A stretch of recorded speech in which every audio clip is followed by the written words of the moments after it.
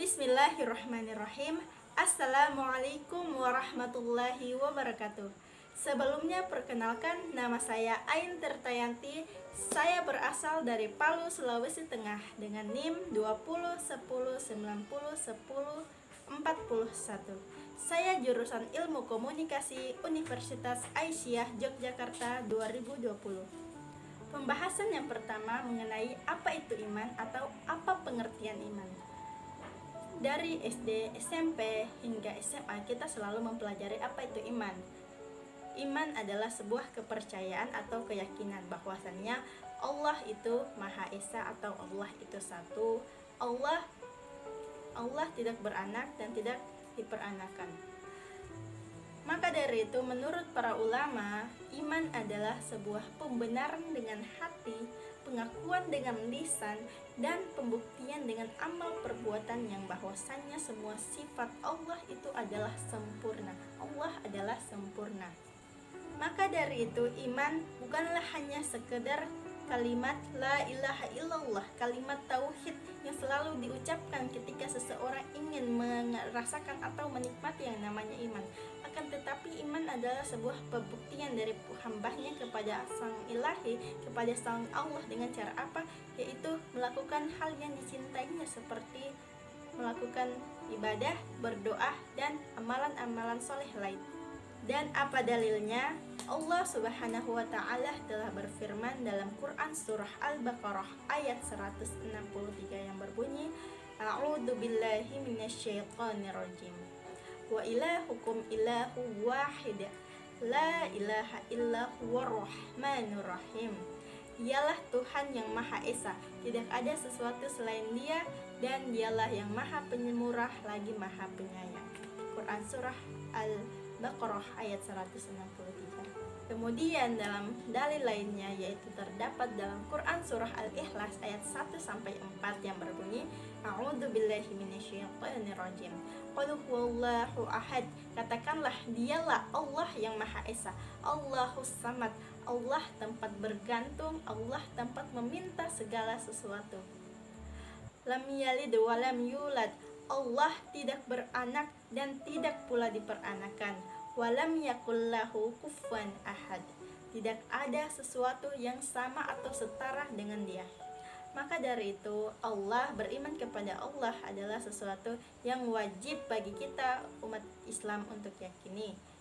Maka dari itu beriman kepada Allah bukan hanya sekedar dari kata-kata saja, seperti halnya saya percaya kepada Allah kalau Allah itu memang hanya ada satu. Saya percaya pada Allah kalau Allah memang betul-betul tidak punya anak. Tetapi iman kepada Allah itu dimana kita melakukannya dengan perbuatan kita, pembuktian dengan amal-amal perbuatan kita, dan juga keyakinan dari dalam hati yang memang betul-betul semata-mata yakin kepada Allah, bukan karena hal-hal yang lainnya. Selanjutnya, apa itu wujudullah? Wujud yaitu ada atau keberadaan yang disambung dengan kata Allah, yaitu keberadaan Allah. Namun keberadaan Allah ini tidaklah bisa kita tentukan dengan sesuatu benda ataupun kita tetapkan bentuknya. Namun wujud Allah tidak mungkin kita dapat artikan atau kita dapat lukiskan dengan otak kita, atau bahkan tidak mungkin dapat kita gambarkan atau kita tetapkan dengan pemikiran dengan atau akal kita. Sebab Allah itu memiliki sifat laisa kamitslihi syai'un, yaitu Allah tidak bisa digambarkan, dilukiskan dengan segala sesuatu apapun. Jadi jika ada orang yang mengatakan saya pernah lihat Allah bentuknya seperti ini, atau saya pernah bertemu dengan Allah di suatu tempat yang bentuknya seperti ini atau memiliki wajah seperti ini, itu bukan Allah. Sebab sudah dijelaskan bahwasannya Allah tidak menyerupai sesuatu. Laisa kamitslihi syai'un. Dalam sebuah riwayat, istri Rasulullah yaitu Siti Aisyah berkata, barang siapa yang menceritakan kepadamu bahwasannya Muhammad telah melihat Tuhannya yaitu Allah, maka orang tersebut telah berdusta, orang tersebut telah berbohong. Lalu Nabi Muhammad SAW bersabda, bagaimana mungkin saya bisa melihatnya, yaitu bisa melihat Allah, sedangkan saat itu saya hanya bisa melihat cahaya yang sangat terang. Maka dari itu Maha Suci Allah, yang mana kita manusia tidak bisa menetapkan wujud dari Allah itu. Maka dari itu kita manusia tidak bisa menetapkan sebenar-benarnya wujud Allah. Allah itu sebenarnya bentuknya bagaimana, wujudnya itu bagaimana, yang tepatnya, yang detailnya itu bagaimana, kita tidak bisa menetapkannya. Sebab Allah memiliki banyak wujud, al-batin yang gaib, yaitu az-zahir yang nyata, ya terus yang halus yaitu al-latif dan lain-lain sebagainya. Pembahasan selanjutnya yaitu pembagian 3 tauhid, yang mana dari zaman dahulu hingga sekarang para ulama itu menyimpulkan bahwasanya tauhid itu dibagi 3, yaitu rububiyat, uluhiyat, dan asma wa sifat. Pembahasan selanjutnya yaitu rububiyah adalah mengesahkan Allah dalam hal penciptaan, kepengurusan, dan kepemilikan. Dalam Al-Quran, Allah menunjukkan dalam Quran surah Al-A'raf ayat 54 yang artinya, ingatlah, menciptakan dan memerintahkan itu hanyalah hak Allah Subhanahu wa ta'ala. Jadi di kehidupan ini, semisal jika ada hal-hal yang terjadi, itu adalah izin Allah, itu adalah kehendak Allah. Sebab maka dari itu kita menjalaninya dengan sesuai dengan perintah Allah, sesuai dengan Al-Quran dan hadis. Jalani dengan ikhlas, sabar, dan syukuri. Selanjutnya yang kedua yaitu uluhiyat. Uluhiyat adalah pengesaan Allah dalam hal yakni bahwasannya hanya Allah yang berhak kita sembah, hanya Allah yang berhak kita ibadahi. Tidak ada yang sama dengan Dia, tidak ada Tuhan selain Dia. Maka banyak orang di luar sana yang sangat jauh dari agama, sebab mereka masih mempercayai tahayul atau berbuat syirik, di mana mereka meminta melalui perantara seperti pohon, sesajen, dan lain-lainnya. Maka itu adalah perbuatan yang sangat Allah benci, yang sangat dan termasuk dosa besar, yaitu syirik. Maka dari itu uluhiyat, kita menyembah kepada Allah tanpa melalui perantara atau menyembah secara langsung dengan cara berdoa, sholat, berzikir. Selanjutnya yaitu asma wa sifat, di mana asma wa sifat ini yaitu kita meyakini, kita mentauhidkan, kita mengimani nama-nama dan sifat-sifat Allah sesuai dengan apa yang Ia tetapkan bagi dirinya dalam Al-Quran dan hadis. Selalu dijelaskan banyak sekali dalil-dalil yang telah dijelaskan dalam Al-Quran dan hadis tentang sifat-sifat dan juga nama-nama Allah.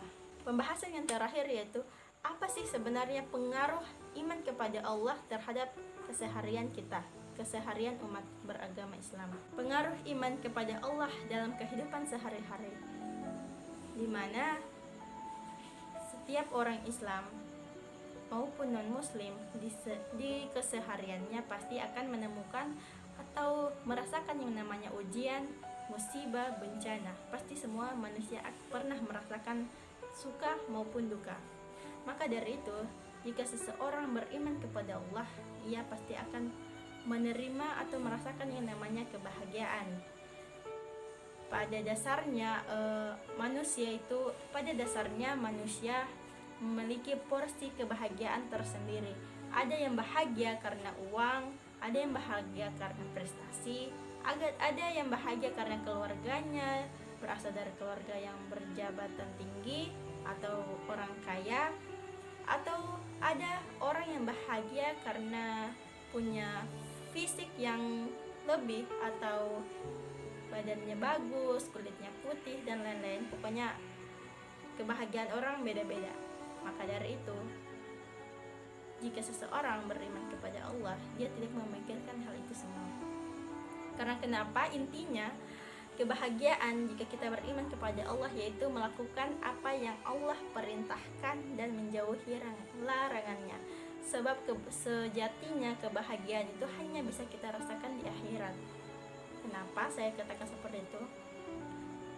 Banyak orang yang prestasi, banyak orang yang cantik, namun apakah di akhirat dia bahagia? Belum tentu.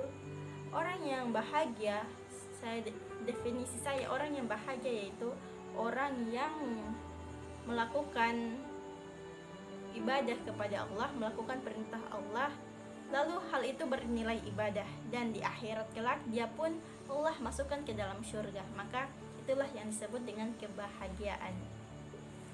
Selanjutnya iman kepada Allah, yaitu pandangan hidup yang jelas. Dengan beriman kepada Allah, kita memang akan memiliki pandangan hidup yang sangat jelas, sebab kita telah diajarkan, telah diturunkan wahyu Al-Quran, diturunkan Al-Quran kepada kita umat Islam, kepada kita manusia yang ingin beriman kepadanya, dan juga As-Sunnah, di mana Rasulullah SAW berkata, barang siapa yang beriman atau berpegang teguh kepada keduanya, yaitu Al-Quran dan hadis, maka hidupnya akan selamat, maka ia akan selamat. Maka dari itu orang Islam hidupnya itu lebih terarah, sebab jikalau banyak masalah pasti akan mudah terselesaikan karena kita berpatokan pada Al-Quran dan hadis. Selanjutnya yaitu ingat akan kematian, di mana seseorang yang beriman kepada Allah pasti yakin bahwasannya dunia ini sementara dan akhirat selamanya. Kenapa? Jikalau memang benar dunia ini itu selamanya, pasti tidak akan ada orang yang mati. Betul tidak? Jikalau memang betul dunia ini adalah hal yang kekal, tidak mungkin akan ada orang-orang yang pergi meninggalkan kita, orang tersayang kita pergi meninggalkan kita, itu tidak mungkin. Maka dari itu telah dijelaskan dalam Al-Quran dan hadis bahwasannya dunia ini hanyalah sementara, akhirat itu selamanya, dan maut itulah yang memisahkan antara kehidupan di dunia menuju akhirat. Kullu nafsin dha'iqatul maut, sesungguhnya setiap yang bernyawa pasti akan mati. Maka dari itu kita yang beriman kepada Allah, maka persiapkan bekal kita untuk menghadapi kehidupan yang lebih kekal, menghadapi kehidupan yang sebenar-benarnya tempat untuk tinggal, yaitu di akhirat. Dan di akhirat nanti kita pun akan diputuskan kita tinggal di mana, di tempat yang buruk atau yang baik, di surga ataupun neraka. Maka dari sekarang kita siapkan amal kita perbaiki diri, kita perbaiki sholat kita perbaiki amal-amal kita sesuaikan, kita beramal sesuai dengan Al-Quran dan hadis, berpatokan dengan Al-Quran dan hadis, tidak melakukan kesyirikan, maka insya Allah kita akan bersama-sama. Semoga kita semua insya Allah akan masukkan ke dalam surganya, amin. Yang terakhir yaitu setiap masalah pasti ada solusinya. Seseorang yang beriman kepada Allah pasti menyelesaikan sebuah masalah, berbeda dengan orang-orang Kristen atau orang-orang yang non-Muslim. Menurut saya, pendapat saya yaitu, kenapa saya katakan demikian? Sebab orang yang beriman, orang yang percaya kepada Allah pasti menyelesaikan masalah berpatokan atau sesuai dengan Al-Quran dan hadis. Jika kita tidak tahu cara mencarinya, maka kita bisa membicarakan masalah kita kepada orang alim, orang yang berilmu, maka mereka akan bisa membantu masalah kita tanpa harus mengakhiri hidup kita. Nah, kenapa kebanyakan orang non-muslim yang memiliki banyak masalah, pasti jalan keluarnya yaitu mengakhiri hidup mereka. Sementara orang Islam menyelesaikan masalah mereka dengan apa? Wudu, sholat, tahajud, berdoa kepada Allah, beristighfar, berzikir. Dengan perlahan-lahan masalah orang muslim akan selesai. Contohnya saja, di Jepang, di Korea, itu tingkat bunuh diri atau jumlah meninggal karena bunuh diri itu sangat besar dalam setiap tahunnya, sebab kebanyakan di sana adalah orang yang beragama non-muslim atau bahkan sebagian dari mereka tidak memiliki agama. Nah, jika seorang muslim memiliki masalah, maka ada banyak sekali cara untuk menyelesaikannya, sebab ia beriman kepada Allah, ia yakin kepada Allah. Jika seseorang muslim diberikan ujian, diberikan bencana, diberikan cobaan, maka itu adalah tanda Allah cinta kepadanya, tanda di mana ia dinaikkan derajatnya, dan tanda bahwasannya ia memang benar-benar mampu untuk menghadapi masalah tersebut. Karena Allah tidak akan memberikan cobaan melebihi batas kemampuan hambanya, maka itulah yang diyakini oleh orang muslim. Contohnya yaitu di saat orang muslim lagi banyak masalah, pasti mereka akan mencarinya di Al-Quran dan hadis. Mereka akan berwudu, mereka akan sholat, mereka akan berzikir, mereka akan tahajud, mereka akan berdoa, memohon kepada Allah untuk masalah mereka bisa cepat terselesaikan, mencari ketenangan, mencari kedamaian. Dengan di sujud mereka berdoa kepada Allah.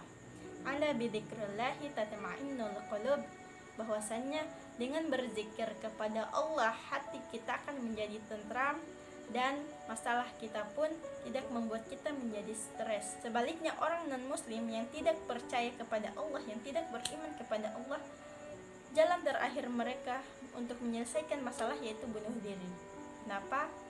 Kita mengambil contoh orang-orang yang berada di Jepang, yang berada di Korea. Mereka kebanyakan di sana itu orang yang tidak memiliki agama. Maka jumlah terbanyak dari jumlah kematian dengan cara bunuh diri terbanyak itu jatuh kepada negara-negara tersebut, yaitu Korea, Jepang, Cina.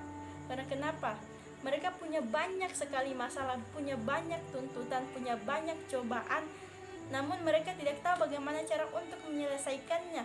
Mereka dituntut untuk masuk universitas ternama, mereka karena dibully, mereka lain-lain sebagainya, dan mereka tidak punya sandaran, tidak punya tempat untuk meminta pertolongan untuk diselesaikan masalah seperti itu. Sementara kita punya Allah, kita punya tempat, kita punya lantai yang luas, kita punya tanah yang luas untuk bersujud. Sementara mereka tidak tahu hal seperti itu karena mereka tidak beriman, mereka tidak pelajari apa itu Islam, mereka tidak tahu apa itu Islam karena mereka tidak beragama Islam. Maka bersyukurlah kita yang beragama Islam ini, sebab Islam adalah agama yang benar, agama yang betul-betul lengkap, agama yang betul-betul sempurna dari agama-agama sebelumnya. Maka dari itu, orang Islam yang yakin kepada Allah tentu insya Allah semua masalahnya akan cepat teratasi dengan tetap berpatok kepada Al-Quran dan hadits. Sekian apa yang dapat saya sampaikan, lebih dan kurangnya mohon dimaafkan. Segala kekurangan, segala kesalahan itu datangnya dari saya pribadi. Saya mohon maaf yang sebesar-besarnya. Saya akhiri, wabillahi taufiq wal hidayah. Wassalamualaikum warahmatullahi wabarakatuh.